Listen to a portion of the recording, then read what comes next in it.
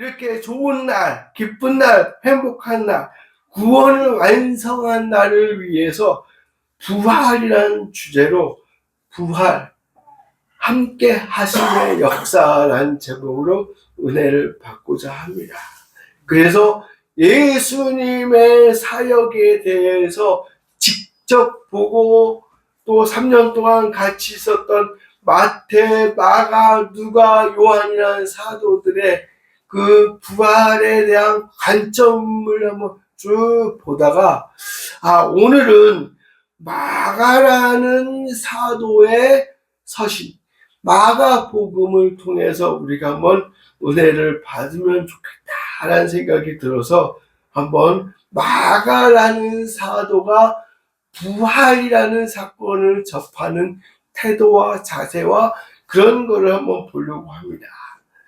먼저 1절에서 8절은 읽지는 않았지만 어떤 배경이냐면 막달라 마리아와 야고보의 어머니 마리아 그리고 살로메라는 세 여자가 향품을 사가지고 예수님께로 갑니다. 무덤으로. 왜요? 그 나라는 향품, 좋은 어떤 소품이 들어있는 걸 바르면 시체가 빨리 썩지 않는다라는 이야기가 있어서 예수님을 그렇게 따라왔던 세 여자가 그래도 예수님 빨리 썩지 않았으면 좋겠다라는 마음으로 이렇게 사가지고 가면서 돌을 옮겨줄 사람이 과연 있을까? 우리나라의 무덤과 이스라엘 나라의 무덤은 개념이 틀립니다. 우리는 땅을 파서 관을 내려서 흙을 엎고 또 이렇게 뭐라고 그러죠? 둥글하게 하잖아요. 그렇죠. 근데 이스라엘 나라는 중동 지역 우리가 다 알잖아요. 요즘 중동 전쟁 때문에 하도 많이 나오니까 거긴 땅을 팔 그게 아니에요. 야산에 거의 다 돌산이란 말이죠. 돌산에 구멍을 뚫고 거기다 시체를 넣고 큰 돌로 굴려갖고 막는 겁니다. 그게 중동 지역 모든 나라가 아니라 특히 이스라엘 백성들은 그렇게 장사를 지냈던 거예요. 그래서 큰 돌을 굴려줄 사람이 과연 있을까 하고 염려스러운 마음으로 갔는데 돌은 옮겨져 있고 아무도 없고 한 청년이라고 표현이 됩니다. 다른 서신은 천사라고 나오는데 천사가 예수님이 살아났다. 예수님 말씀하신 대로 갈릴리로 빨리 가라.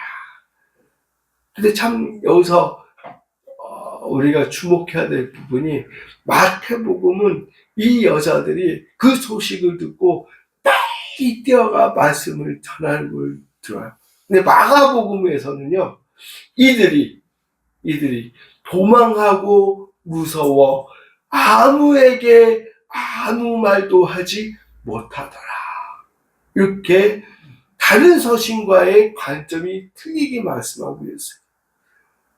이상하다. 저쪽에서는 달려가서 말씀을 전했다고 그러고 마가는 왜 여기서는 무서워하고 두려워해서 아무에게도 말을 못했다고 그러지? 그 관점은 좀 이따가 풀이를 해드리려고 합니다. 근데 오늘은 9절에서부터 보면 그거는 조금 이따 놔두고 9절에서 보면은 막달라 마리아 이 사람은 귀신 들린 여자였어요. 7 귀신이 들렸던 사람. 예수님이 치료해 주셨던 그 막달라 마리아를 만나고 또 시골로 내려가던 두 제자들에게 또 나타납니다. 여자에게도 나를 전해라. 두 제자에게도 나를 전해라.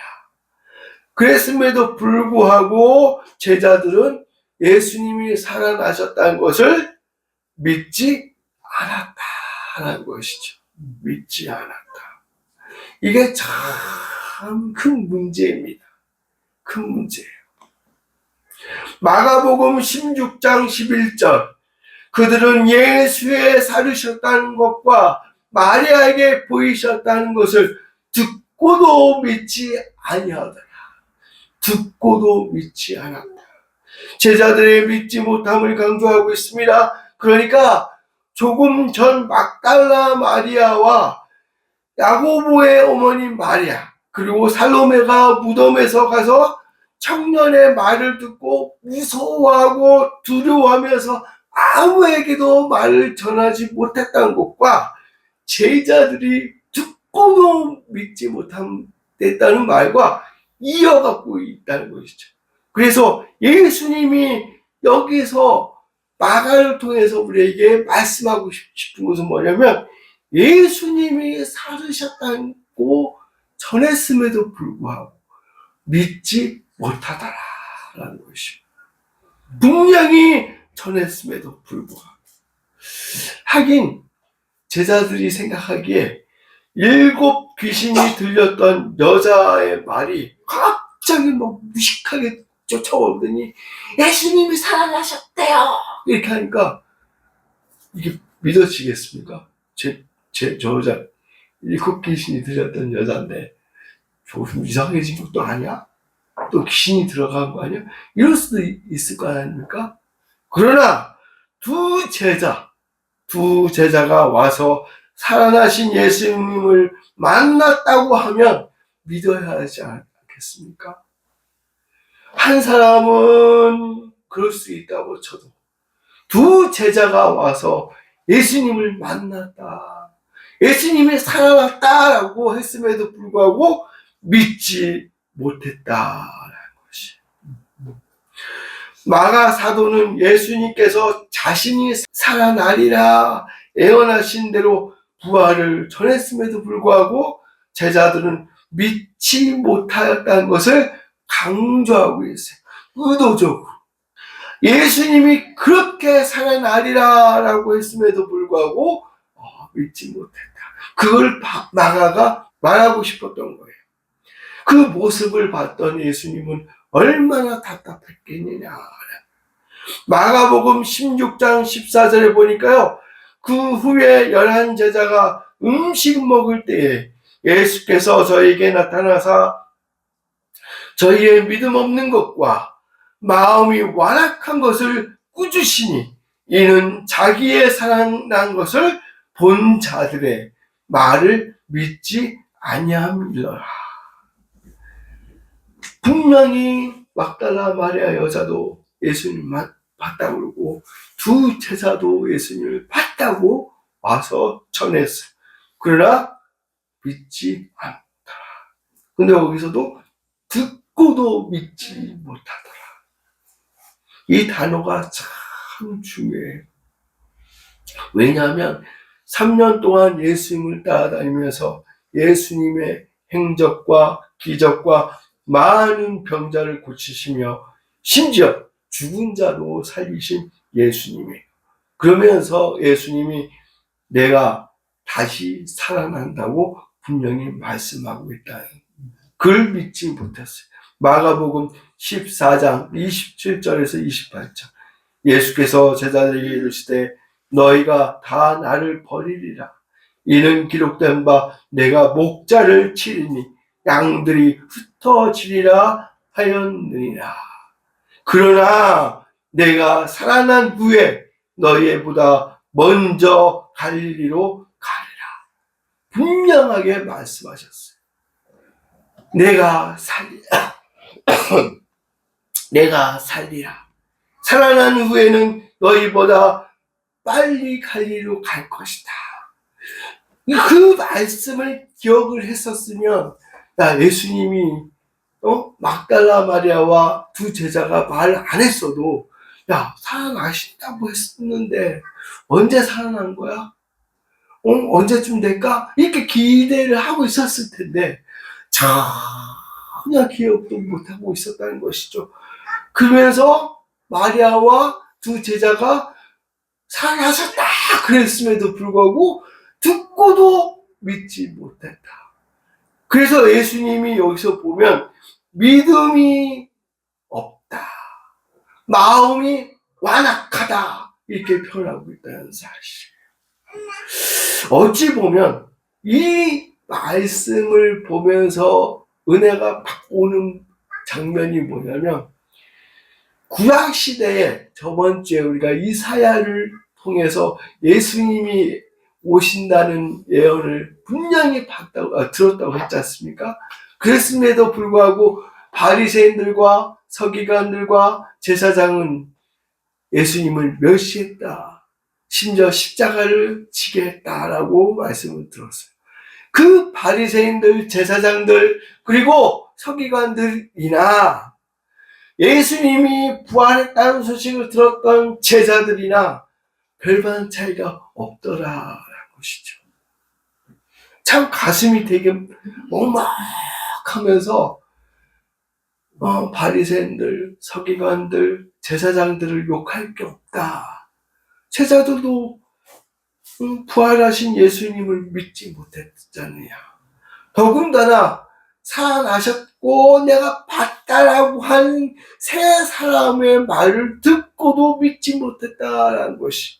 그러면 그 유대인들, 바리새인들과 서기관들과 제사장들이나 예수님을 3년 동안 따라다녔던 제자들이나 뭐가 틀리냐라는 것이.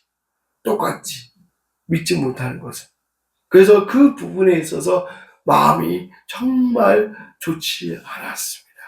그래서 예수님이 이러한 그들의 믿지 못함을 꾸짖고 있었다라는 거예요. 혹시 우리들도 이러한 모습이 있지 않나 하면 우리가 살펴봐야 됩니다. 하나님을 믿고 있습니다. 교회에 나와 하나님께 예배드리며 신앙생활을 하고 있지만 사실 하나님의 말씀을 내 삶 속에서 분명하고 확실하게 믿고 있느냐 체크를 해야 될 줄 믿습니다. 어떤 사람들은 믿고 있으니까 교회 나오는 거 아니에요? 믿고 있으니까 헌금도 하는 거고 믿고 있으니까 나가서 착하게 살려고 하는 거잖아요 라고 우리에게 답변을 할 수 있을 겁니다. 그런데 왜 체크해야 되냐라는 그 질문의 답을 지금부터 우리가 한번 고민해 봤으면 좋겠어요.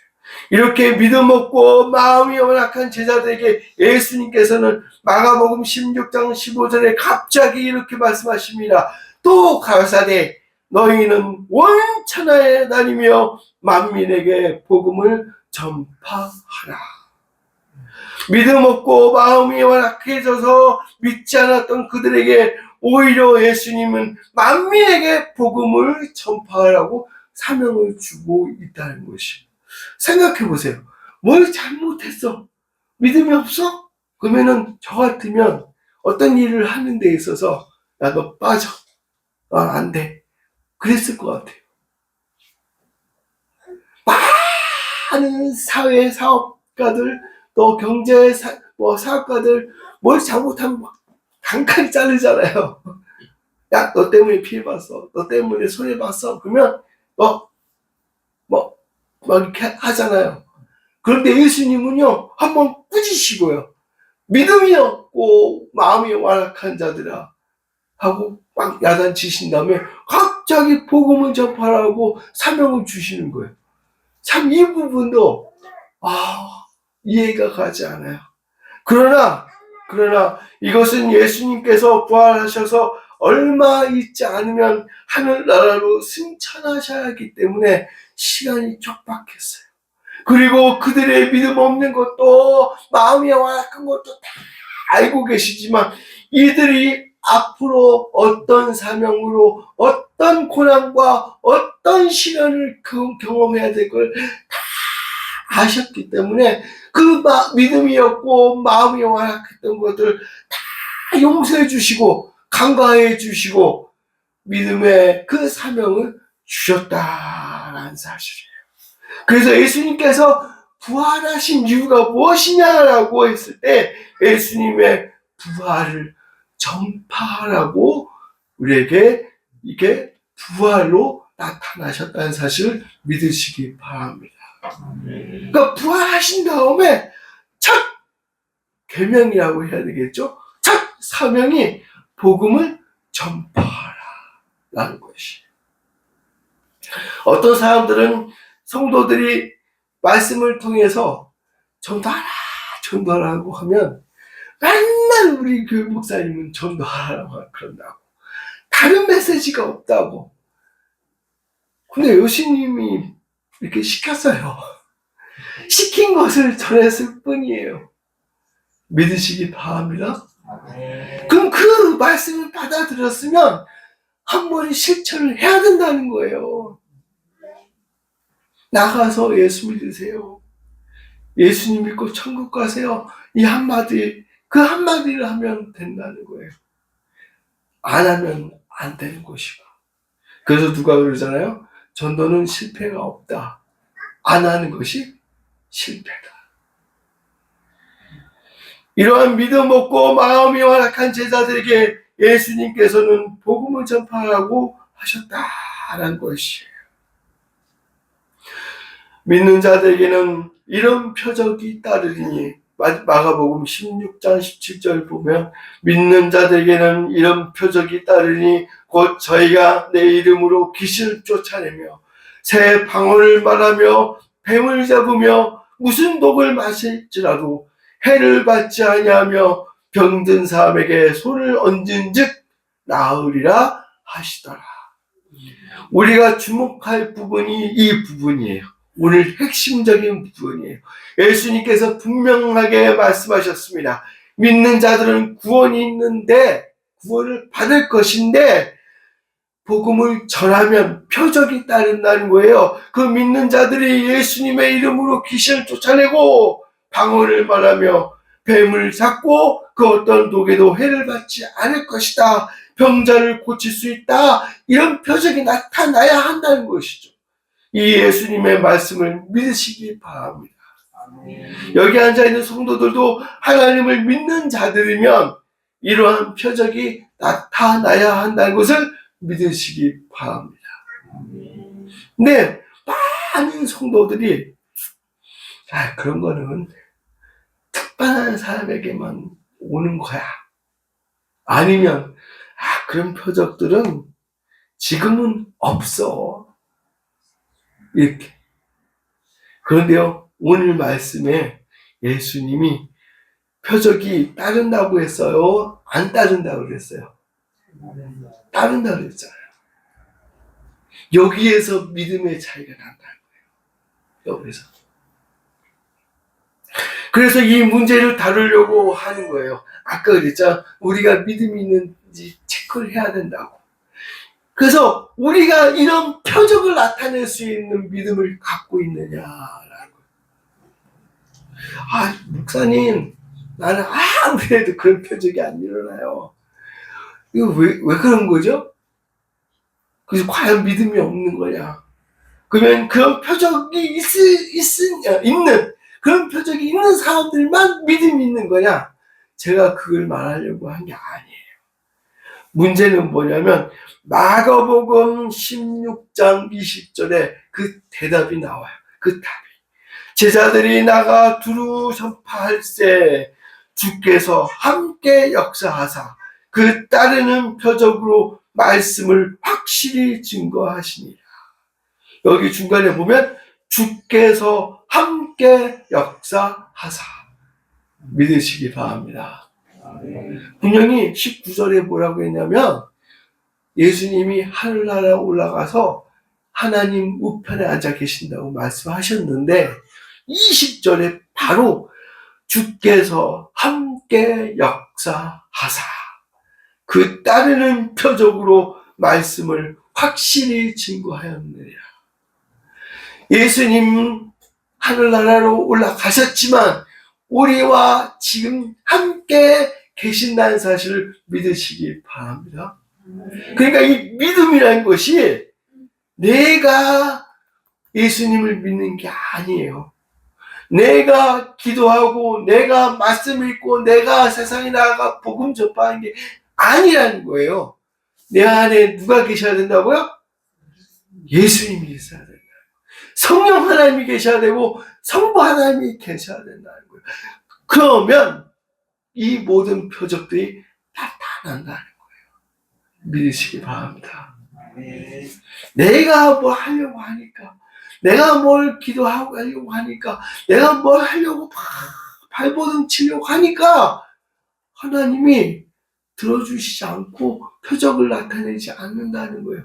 그러니까 많은 성도들이 하나님과 동행하는 삶, 예수님을 모시는 삶을 사는 것이 아니라 예수님을 믿고 예배하며 신앙생활하는 사람들도 내가 하려고 하는 삶이 많다더라는 것이, 그것이 문제야. 그게 예수님을 내 마음에 모시고 성령 하나님과 같이 정말로 동행하며 살아간다면 이런 표적들이 나타난다는 것이 누구의 말씀입니까? 예수님의 말씀이에요. 사도들의 말도 아니고요, 예수님의 말이에요. 사도들의 말씀도 예수님의 말씀이에요. 하나님의 말씀이라 해서 우리가 시약 성경을 읽으면서 그 말씀대로 순종하려고 노력하잖아요. 근데 예수님의 말씀이란 말이에요. 예수님이 나가서 복음을 전파하라. 그러면 믿는 자들에게는 구원이 있고 믿지 않으면 정죄함이 있을 것이야. 그런데 믿는 자들에게는 이러한 표적들이 나타날 것이야. 그러니까 우리가 이 말씀대로 하자면 우리가 믿음이 없었다는 것이, 이 부분에 있어서 부활하신 예수님을 지금이라도 내 마음에 모실 수 있는 성도들이 다 되시기를 주님의 이름으로 축원드립니다. 내 안에 계셔야 되는 거예요. 멀리 계시는 하나님, 멀리 계시는 예수님, 멀리 계시는 성령 하나님이 아니에요. 내 마음에 있어야 된다는 사실. 내 마음에서 나를 주장하시고, 내 기도를 주장하시고, 내 삶을 주장하시고, 내 사업체와 내 직장과 가정과 이 모든 것들을 하나님이 주장해 주셨을 때 모든 것이 하나님의 뜻대로 변해갈 줄 믿습니다. 그것을 말해주고 싶었던 거예요. 나가느냐. 부활하신 예수님, 그 예수님이 우리와 함께 하셔야 된다. 우리와 함께 하셨을 때 정말로 내가 이 세상에 살아갈 때 이 세상이 변하고 이 세상이 복음화가 될 수 있다라는 것을 믿으시기 바랍니다. 저부터 그래요. 저부터 무엇을 하려고 할 때 내 생각대로 뭐 해보려고 막 노력을 해도 되질 않아요. 그걸 느껴요. 그러나 어느 순간에 하나님이 하실 때는요, 놀라운 역사가 일어날 줄 믿습니다. 저도 다 아시는 것처럼 20대 초반부터 하나님의 일을 한다고 사역을 많이 했습니다. 부교육자로 많이 다니면서 그 교회에서 했던 모든 행사와 예배와 그런 것들을 동참하면서 성도들의 변화되는 모습들을 보면 하나님이 하실 때 다 이루어지더라는 것이죠. 인간의 힘으로 뭐 하려고 하다 보면 뭔가 삐끗, 뭔가 이상해져서 오히려 그 교회나 가정이나 그 개인이 문제가 일어나더라라는 거예요. 정말로 하나님, 예수님, 성령 하나님을 붙잡으시기 바랍니다.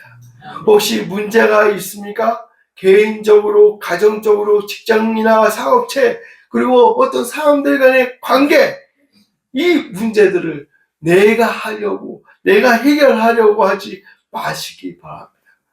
우리와 함께 하시려고 부활하신 예수님, 함께 하심의 역사, 내 안에 있으면서 나를 주장해 주시고 나를 움직이시는 그 예수님을 온전히 성령 하나님을 의지하시기 바랍니다. 그러면 하나님이 하셔요. 하나님이 이끌어 주신다라는 거예요. 하나님이 하시면 모든 것이 되는 줄 믿으시기 바랍니다. 제가 그때 한번 이야기했죠. 우리 성도들을 위해서 개인적으로 다 기도한다고. 그러면서 계속 기도하면서 이게 계속 똑같은 환상은 아니고 마음이 드는 게 뭐냐면, 아멘 하시기 바랍니다. 아멘 준비하네요. 아멘대로 될 줄 믿습니다. 아멘 소리가 별로 적네. 물론 우리 성도님들과 또 제가 개인적으로 생각할 때 우리 교회가 참 자리도 별로 좋지도 않고 또 전도하기도 참 힘들고, 근데요 기도하면 할수록 하나님이 비전을 보여주신다고 할까요? 이 지역에 큰 교회가 될 것 같은 느낌이 들더라고요. 네. 아멘 안 하는 사람 2명 있었어요. 왜냐면 이상하게 하나님 우리 환경이 이렇습니다. 참 어떻게 할까요? 기도하면 한쪽에서는 기쁨이 넘치는 게 아니야 걱정하지 마. 근데 이게 내 개인적인 목소리면은 에이 하고 넘어갈 텐데, 기도할 때마다 우리 성도들을 위해서 기도할 때마다 어떤 분은 눈물로 기도하게 되고 어떤 분들은 또 기쁨으로 기도하게 되고 이러잖아요. 그럴 때마다 우리 한빛교회 전체를 생각해 보면 막 기쁨이 넘쳐요. 성장할 것 같아요. 영적으로, 질적으로, 양적으로 막 성장할 것 같아요. 믿으시기 바랍니다.